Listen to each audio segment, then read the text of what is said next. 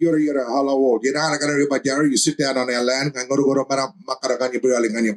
May God and our ancestors guide you in peace as you walk in the footprints of our old people. We're proud to welcome people here. Proud to be still singing in the old language, and I'll sing you a song.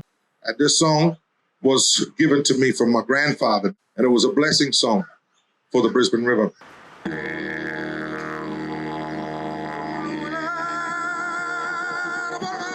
This summit, this event, the National Indigenous Resilience Summit, is the first event that's just dedicated to listening to Aboriginal and Torres Strait Islander people.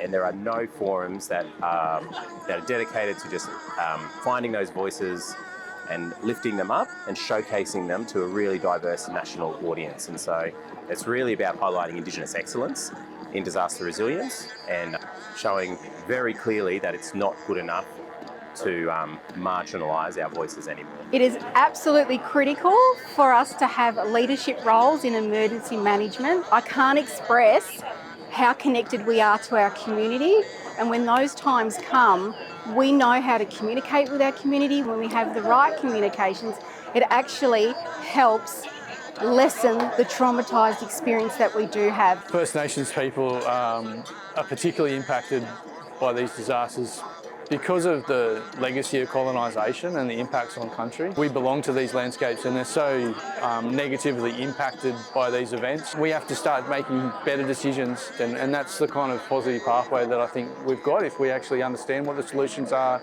We have policies and resources around us that can help us to improve that decision making. A lot of people just want to live their lives. We just need to give them a better opportunity to do that. It's really good to see an Indigenous event like this about Indigenous people. I went to an event earlier this year with local governments where we spoke, and there weren't a lot of Indigenous faces in the crowd.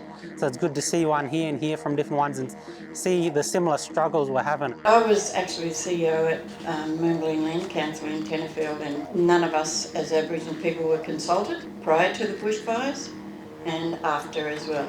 Tabulum was, the fires came through.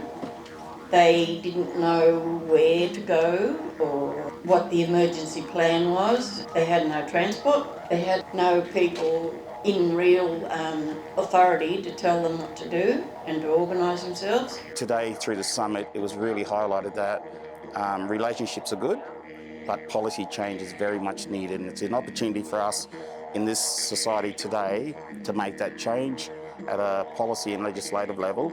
That's where change will happen, to formalise the informal. We're at a really pivotal time in our nation's history, and I think it's important to think through, where do we see ourselves in 50 years' time? Where do we see ourselves in 100 years' time? We've survived for 65,000 years. What is it going to look like in another 65,000 years?